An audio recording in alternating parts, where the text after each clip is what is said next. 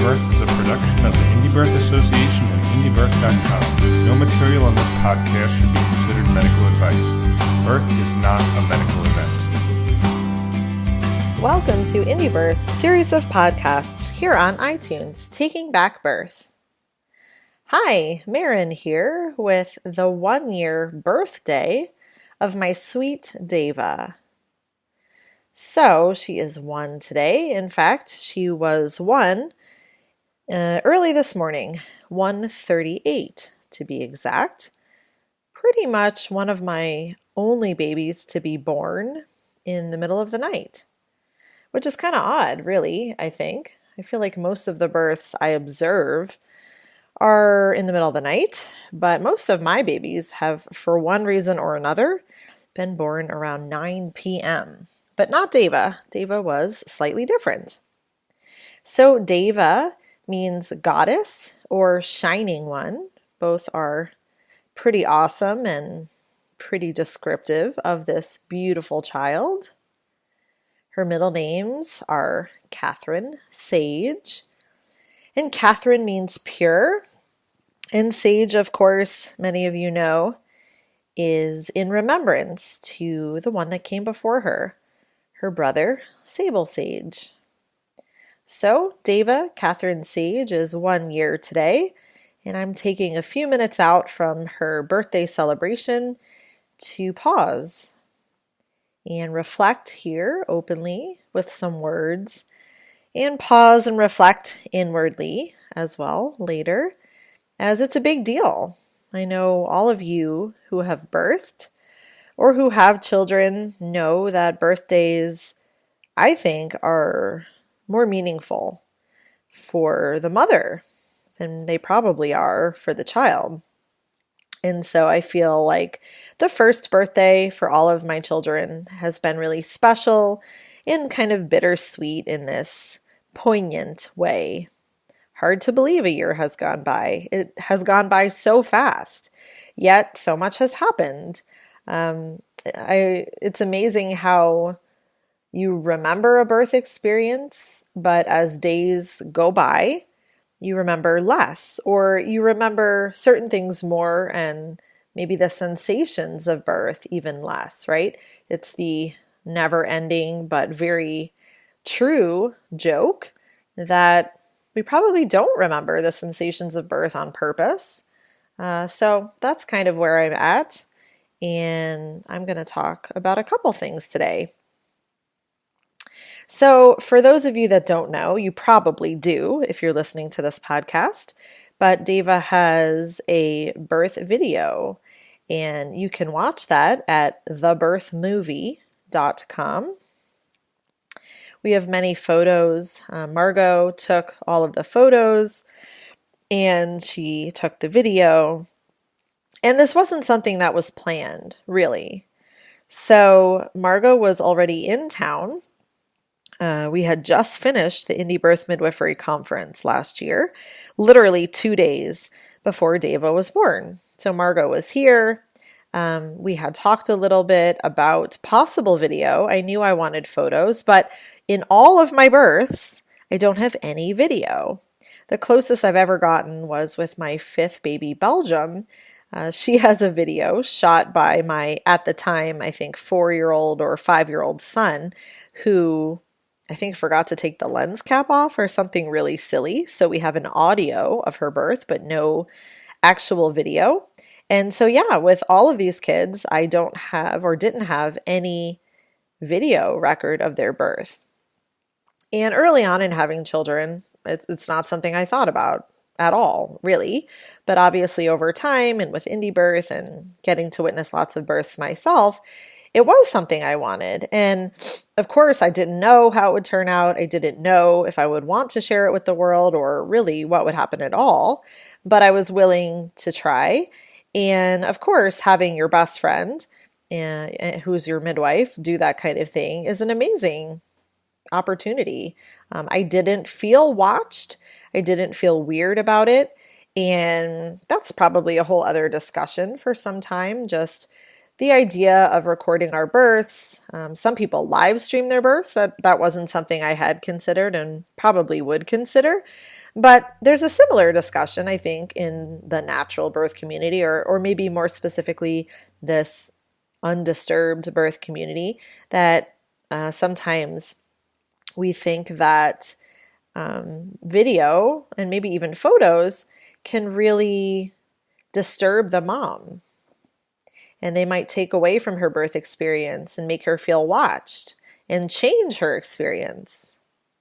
So I think that's all valid. It really is. And I didn't feel that way. So, I don't know what that means. I think there's so much we don't know and understand. And certainly here at Indie Birth, right, we teach about the hormones of birth and how leaving birth undisturbed and the woman not feeling watched is the best hormonal cocktail. But I really didn't feel watched. Like when your best friend is behind a camera, it wasn't really even something I noticed. And it didn't make me feel any more watched, honestly, than having the kids around. And some people would probably send their kids away, but that's not how I am. That's not how we do it here. And my house is pretty small, at least the part that we were in for the birth. And so it was kind of tight quarters. Really, to get alone, I had to go into the bathroom and shut the door. And I was watching some of the video clips yesterday, and they're not the clips that are in the birth movie that we made. So there's some other footage that didn't really sort of fit, but is fun for me to watch. And so there's this one clip where I'm stomping around my living room, kind of like with everybody just sitting there, like sort of watching me, but trying not to. I don't remember caring at all. I'm totally naked and I'm stomping around the couches. And then I go into the bathroom and just slam the door on Margot, who has the camera. And I remember doing that. And I remember feeling that it wasn't personal. It wasn't her. It wasn't even the camera. It was just needing to be in a small, dark space because I was starting to get ready to push her out and the sensations were changing. And so that was just my safe space. So it's been fun to have the video, to observe, other clips that I have and, how did those fit in? How did those fit into my memory? How did those fit into the story? And in general, honestly, just feeling like blessed and honored that her video and this birth really came out awesome. Really is a cool thing to share with the world. If you don't know, thebirthmovie.com has been viewed all over the world by, I couldn't even say, probably hundreds of thousands of people at this point. It has been a full year, and it has remained on Facebook as one of our main Indie Birth ads for the whole year. So we are continually reaching new people with her video, and that's really exciting because that could probably go on for quite some time. There's sort of an endless supply of people in the world, I think, looking for cool birth videos. And so I'm happy to share that. And I'm just inspired that it inspires people. It kind of makes me want to do more all of the time. Makes me want to come up with more creative ideas. And Margot, too. It's really inspired both of us to get more forward with the women we're serving. And there's no expectation of us being able to, film people's videos or births rather, and actually use them. We're very close with our, the women that we work with. But I will say that since Deva's birth and since the women that I personally serve here have been able to view her birth, it feels like it has changed things. Many women kind of being more open on their own and saying, I want you to film my birth. There was one just, 2 nights ago where that was her intention. Please get my birth on camera. I'm not sure what I'll do with it, but I want that. I was inspired. I want to see what that looks like. I want to have that memory for me. Something else I've noticed is just the fact that it has inspired women on a very raw and primal level. So by that, I mean, it's very average. Again, if you haven't seen it, you can go check it out. But, I'm not one of those blissful birthers that just does everything quietly. Like, it's real and it looks kind of hard at moments, and I'm pretty loud. And I feel like that's been a great thing to share. And I spent years kind of getting over the fact that I'm a loud birther. I remember being kind of embarrassed about that a long time ago when I had my first home birth, but I'm definitely not anymore. I see birth all the time. I see most women acting that way, which is just normal and natural. So I'm fine with going out on a limb and saying, this is how birth looks for a lot of us. You know, we watch these YouTube videos where there's a soundtrack and there's no sound, and we think that it's just this blissful, quiet experience. And while it can be for some women, it's also very normal and real to be loud and to scream and to groan and to cry and all of those things. So I feel like women have definitely been inspired by that, knowing that they're not alone when their births look and feel that way, and that maybe they'll go that extra little bit too and want to share their raw experiences where they're working hard to get a baby out. Also, just this sounds silly, but even the way in which Deva came into the world, just, I wasn't in a water birth pool. I'll do a podcast someday on water births, just my own personal thoughts and experiences. I'm not really into water births personally. I don't care what women do that I serve. They can birth wherever they want. But for me, a water birth pool left the picture a long time ago. And so just having her be born right there on the rug, like on my hands and knees, and, receiving her myself. All of these things are just really normal, really basic. These happen all the time, all around the world. But women don't necessarily know that, right? Because we're not showing each other. So something as simple as the way she was born, just on the floor, not in a birth pool, naked, just catch your own baby, has been, I think, inspiring to many women. They've told me that. And as I mentioned, the births that I've been blessed to witness since Deva's been born, which there have been a lot of births since Deva's been born, close to 20 births in the last year. And I took a bunch of months off for her, immediate postpartum. A lot of those births looked a lot like Deva's did. And I think that's awesome. And I'm totally flattered. And I know, it's not really anything to do with me. It's just women have seen that it can look that way and it can be simple. They don't need a birth pool necessarily, or, they can just be on their rug. They can catch their own babies. They can birth their own placentas. And that has been the most amazing blessing, is just seeing women internalize that. And yeah, internalize is a great word, because it's not necessarily something that I think has to be discussed. Even when I'm working with people here, it's not like, oh, you can do this, or, you can birth your baby here or whatever. It's just they've seen the visual. They've kind of been part of the experience in the way that you can when you watch a birth video. And so again, I feel like that way of birthing has just been internalized. And again, it's not a new way of birthing. I'm not doing anything special, but it's slightly different than a lot of what's out there. Again, with the water birth pools and different features that kind of have come to mean home birth. So that's been really cool. And of course, wasn't something that was planned, or, obviously, it's not like it was a performance. It was just me having a baby. But that has been so inspiring. And almost every week, I would say, we get emails or maybe Instagram messages saying, thank you for the podcast, and thank you for sharing your birth. You have no idea how it influenced mine. And that's just been amazing, isn't even the word, like humbling and inspirational. Like, I'm inspired by these women that are inspired, because they say all kinds of things that I never would have guessed. From women saying, I had a loss too, and your birth really kept me in good spirits and in a good space for the birth of my rainbow baby.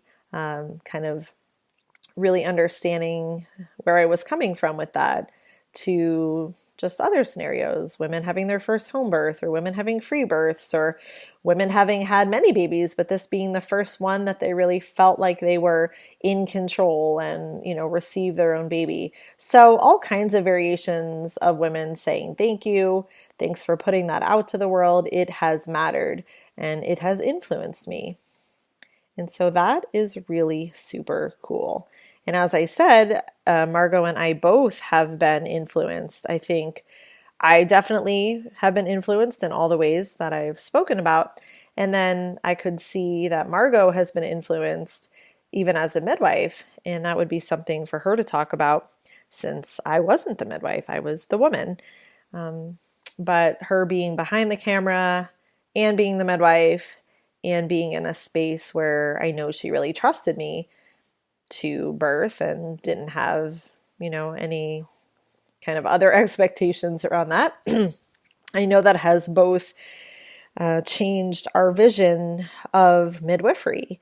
And as we're growing our school, these kind of things are really important. They might seem minor and they might seem subtle, but these philosophies, these ways of being that come into our lives are important. So in this case, for her, and I can feel this too, being able to be a midwife while holding a camera has been something that has changed both of us. So obviously, if you're a midwife, it's not that you pick up a camera and neglect other duties or responsibilities, but that taking a back seat to the action really is something we can do. And it really is something we can teach as much as we can. And it really has helped both of us feel like there are women out there that we are serving at least that want to take full responsibility, and that this is another layer. This is a whole nother group of people that we can serve that want control over their birth experience. They are ready to birth the placenta on their own with someone there. So all kinds of cool things have come in from Deva's birth and her video and sharing it with the world and being able to use it to talk about birth and talk about midwifery. We are definitely using Deva's birth video in the free workshops, or at least we have been the last year, and that's been really cool. Admittedly, it's hard for me to watch a lot just because it's my birth. And so when I show it here, I don't know, sometimes I step out and just let them watch it or whatever. I feel like it can be really long, but it's just because I've seen it a lot of times. And I've thought about maybe editing it too and cutting it down. But at the same time, the length, which is still minimal, I think it's like 16 minutes, is more representative of labor and birth than a lot of birth videos, because most of them, as you know, seem to center on the baby coming out, right? Because that's what everybody thinks is the important part. But what Margot and I tried to do with mine is have little clips, obviously, leading up to the birth to see how does she look? What is she doing? What is she saying? Because all of those things are real. And by showing women just the birth, just the baby coming out, we miss a lot of opportunity for discussion and learning and really a dose of reality that most babies don't just come out without some hard work. So showing that in the workshops has been life-changing for a lot of people. Most women sit here and cry.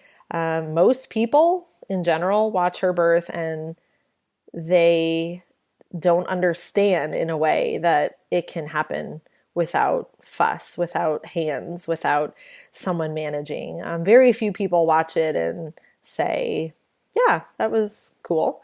Most are pretty changed. And so that is what we have been doing with it thus far.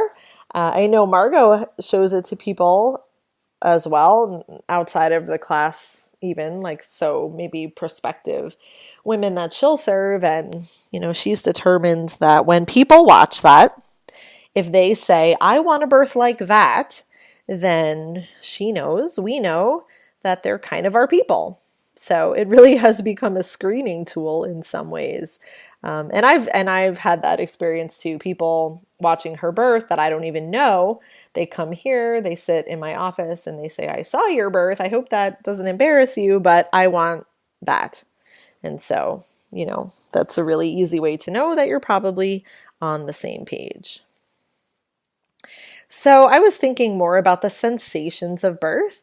And again, you'll sympathize if you've had a baby, whether it was last year or last month or 10 years ago, something changes. in your perception of the sensations. And whether you call that pain or pressure or intensity or whatever you want to call it, it's hard to remember.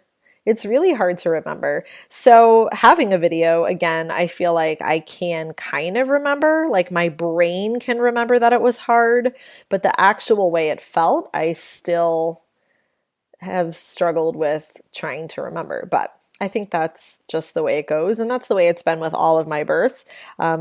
Maybe I thought I would retain actual physical memory of hers for some reason. Just because I have a video doesn't mean that I do. I can watch it, but it's not quite the same. So one thing I remember feeling in her birth, and something that has really like helped me and taught me since, is this idea of a baby coming into the pelvis. So that might sound kind of weird. Let me see if I can explain. So with previous births of mine, at least, I mean, obviously we all know, right, that the body opens and that then the baby has to come down. And I feel like for a lot of my births, the opening, happens. It's not the most pleasant thing in the world, but when the baby starts coming down, I would sort of struggle with that in handling the intensity and also the like, let's get this over with, like, let's just push this kid out kind of thing, and not waiting for the body to push, not waiting for the fetal ejection reflex, just feeling that and being like, ugh, get out. Enough of this, because the intensity is overwhelming. So this time my goal, if that's a word, or my intention, that's a better word, with her birth was to really just feel everything, like to not rush past or not push past literally, or, not wish myself to the next stage.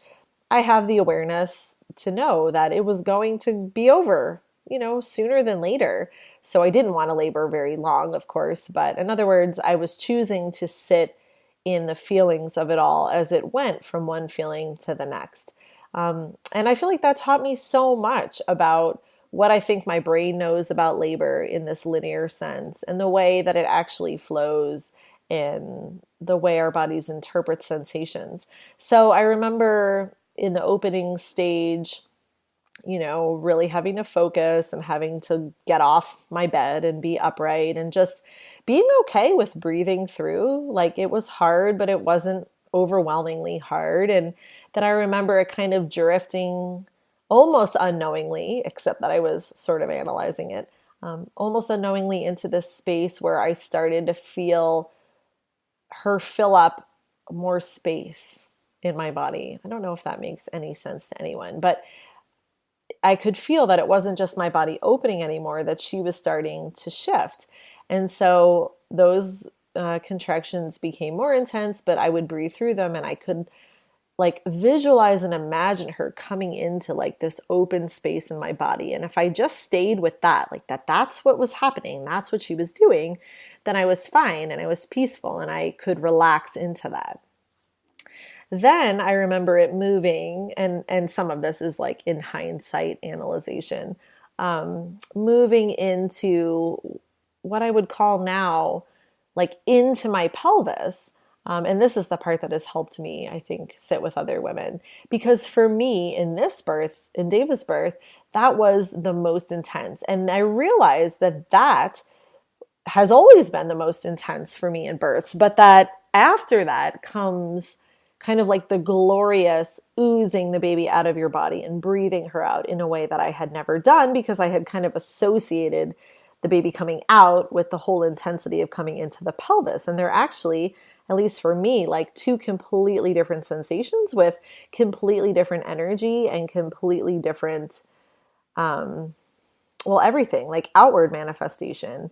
And again, since I have the blessing of seeing other women, like just the other day, it was kind of exactly the same thing, only I was on the other side watching it. So that part where the baby is coming into the pelvis is rough for a lot of women. And that's the part when there's a lot of vocalization. There's a lot of like out of controlness and seeking to be alone or seeking to be more comfortable when you can't be.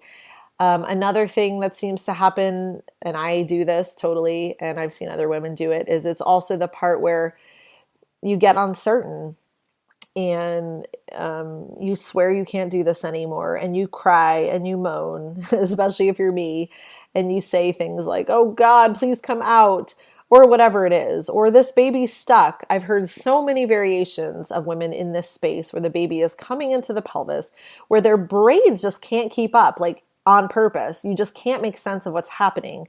You know it doesn't feel the same as when you were opening, and you know the baby's not actually coming out yet. So like, what is happening? You're literally in this in-between space. And I think my interpretation is it's uncomfortable. I'm sure that there are other interpretations, and, I could work on that should I have that experience again. But that was how I interpreted it. However, when you've had babies before, and some women, it happens with their first, but generally not.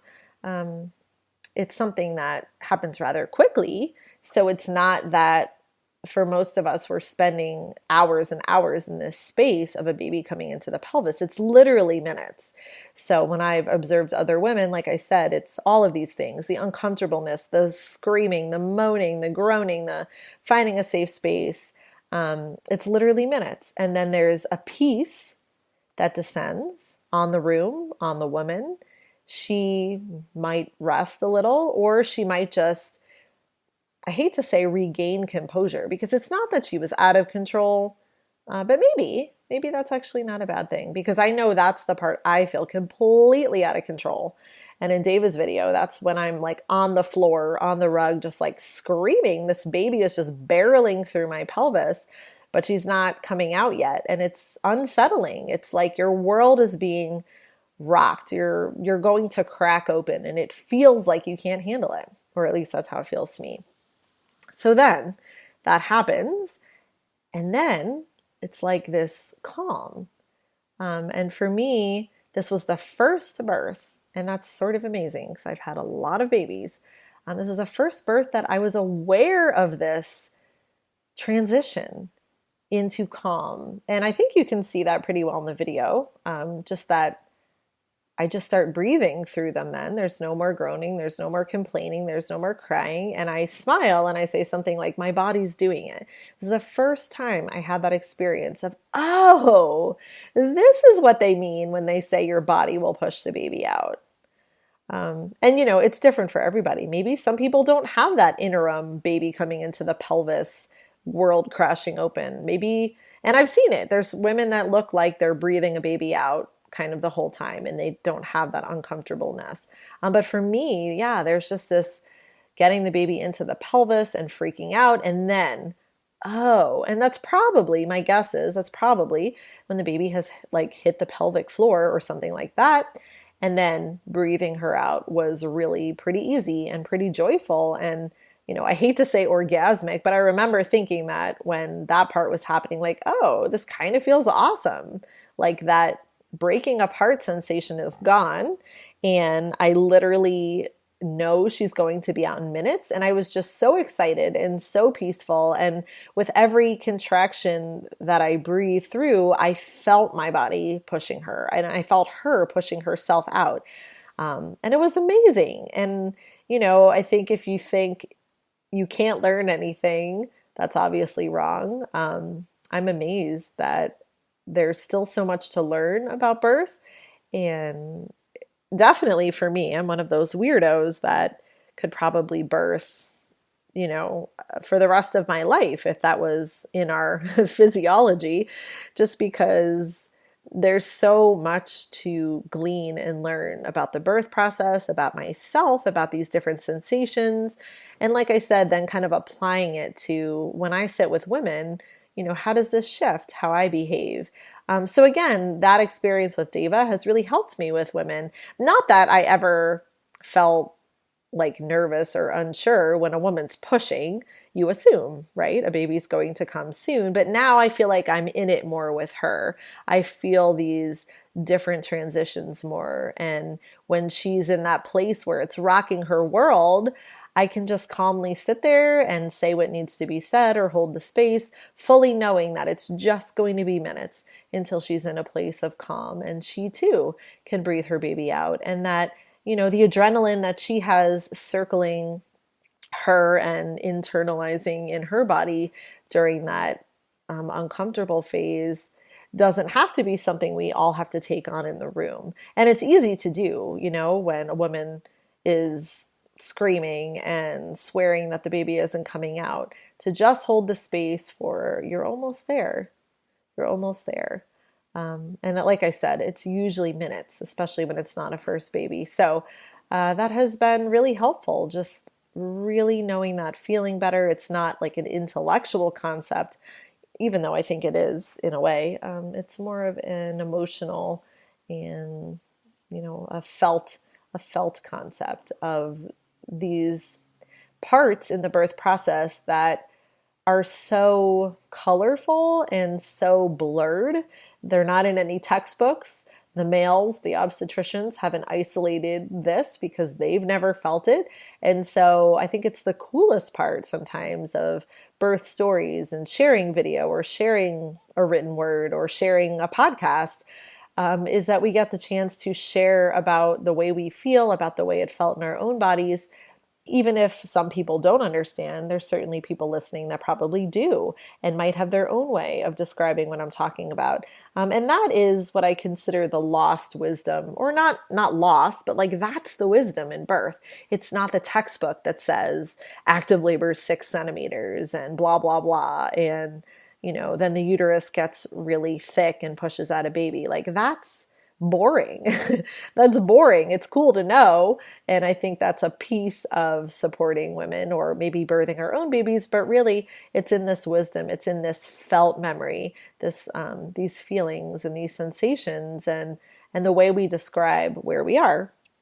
So that was really cool. I probably won't forget that, even though I do sort of forget the feelings of it in some ways. I get to see birth enough that it's sort of like I get to review that. So thank you, Deva. That was super cool that she wanted to connect that way and have that experience for herself and for me.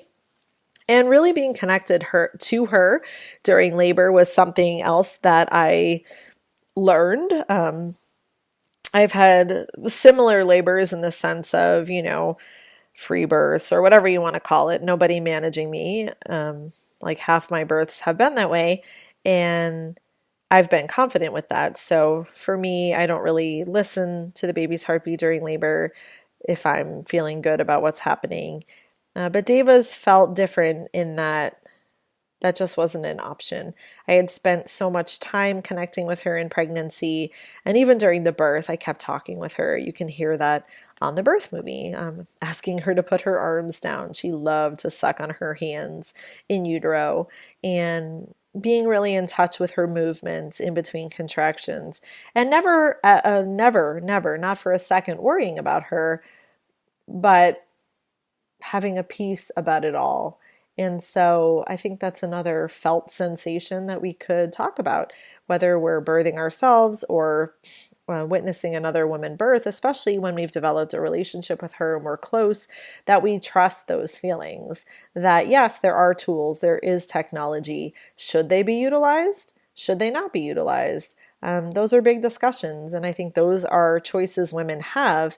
And I've talked about this in other podcasts, but our use of intuition, our use of energetically feeling, are things okay or are they not? That's something we don't think is valid. The world doesn't think is valid, that we have to like hush, talk about here on this podcast because people will think we're crazy for not wanting to listen to heart tones during labor. And again, it's not a never kind of thing. It's not that never happens. It's not that we don't use the tools that we have, but we forget how much we have that is internal. And that is the connection to our babies and the ability to know what they're up to and how they're doing. And the support to ask for what we need if we feel like we're not accessing that as well as we could or as easily as we could, then we do have these other tools. But that was something that I knew in my head, that I had experienced, but that just got taken to a deeper level. And so I'm very grateful for that. One last thing, or I guess I have two more things. I did set some intentions for the birth. You can hear that podcast with my friend Scott Kirschenbaum. He's the director of the film These Are My Hours with my good friend Emily. He filmed her birth. And so he knows what birth looks like. And he had the idea to do a podcast together while I was in labor. So I recorded that podcast with him a couple hours before, well, let's see. It was right before labor got serious. So probably 2 hours before it got serious. So I was having contractions while we were recording the podcast, but they weren't really a big deal. And that was really fun to do. I was super honored that he had that idea because I wasn't in that space at all. I'm happy that we got that together. And I'm really just grateful to him for asking me to reflect openly about my hopes for the labor. And so you can listen to that. It's on our podcast archive page, something like I don't even know what it's called, a pre-birth interview with Scott or something like that. And so he asked me what my intentions were. And as I mentioned, it was more about just feeling things and taking my time and not being impatient, because that's something that I've done in previous births, is felt like I needed to birth sooner than I did for whatever reason. So that was kind of a cool thing. And lastly, one of my favorite parts of Deva's birth that was also caught on film was her placenta birth. So that has become a very real passion of mine. I've written about placenta births for a couple of years and my own experiences with bleeding and kind of finding my power as far as the birth of the placenta goes. And I will be teaching about that in a session at our retreat called Reclaiming the Third Stage. So reclaiming how we approach the birth of the placenta, how we as midwives return that power to women, how we as women take on that responsibility, that power to birth, just like we did with the baby, that it's no one else's job to birth a placenta, that really what it comes down to is women don't know. They don't understand physiology. They think that's something someone else does, even at a home birth. They don't have confidence around it. And that's something that's really shifted for me in my own work here with local people, is that I teach them more than once. This is how it goes. This is how it will probably feel. This is what you do. And this is all before birth. So I'd say, 90% now of women that I serve birth their own placentas with no help from me. I just watch. Sometimes I catch a video if they're into that, because I want to compile more videos of women doing just what I did with Deva's birth. Get me a bowl. Here it is. No fuss. No need to make a big deal. No need for someone to really ask me or, help with that. It's so rare that we would need help birthing a placenta, especially after we've just birthed a full-term baby. But again, it comes back to awareness and responsibility and power and education and all those things we love to talk about. So I love that Margot caught that on camera. Her placenta came really fast. And that's been something that's been a pattern for me once I feel like I reclaim this power. So there are different reasons, I guess, that placentas wouldn't come super fast. But most of the reasons, at least that I hear with normal births, are that women just aren't aware. The placenta's just hanging out in there and they think that means retained. And they'll say, oh, my placenta didn't come out for an hour or 2 hours. Well, really, that's not super physiological. Our bodies birth a baby, and then literally within minutes, most women will release a placenta. So if the placenta is released, it's there to be birthed. So there really shouldn't be, on average, like this long wait time. It's more, again, women not understanding what is actually happening and then taking the initiative to say, oh, I have to get it out now. It's not just going to fall out. So that has been super healing on a deep level. I don't know what my past life experiences, for example, have been around placentas. I feel like maybe I had stuff that this life I'm healing from, because it's a super passion of mine. I love to see women not only birth their own babies, but just take responsibility, get that placenta out, be done. It's awesome to not be involved in that really at all, except to be watchfully witnessing. And I feel like Deva's birth was another powerful moment. I had done that a couple times before, but this one being caught on film, of course, feels sort of extra powerful that I can watch that and show that and use it as a teaching tool so that women can own this part of their experience as well. So those are my couple of reflections on my darling baby's birth. She is getting ready for her little baby birthday celebration later today. And so I'm going to go be with her and celebrate her and the fact that it's been a year since she came earthside and blessed us with her adorable little face. And like I said, taking some time to probably sit and honor myself and my body for doing the job that it did only a year ago. It's amazing. Birth's amazing. Growing a person and a placenta and having them come out and then recovering and healing and breastfeeding and all of the things that take up the first year. It's amazing. So thanks for listening. I hope you've enjoyed this podcast. You can always leave us a review on iTunes. That's really super helpful because these podcasts really do seem to matter and give people needed resources. And if they're looking on iTunes, then the reviews are helpful. If you have a positive review, it's kind of a pain to leave a review on iTunes, or so I've been told. But if you have a couple minutes and you feel like these have really helped you, then pay it forward, please, and let somebody know. Thanks so much. Have a great day.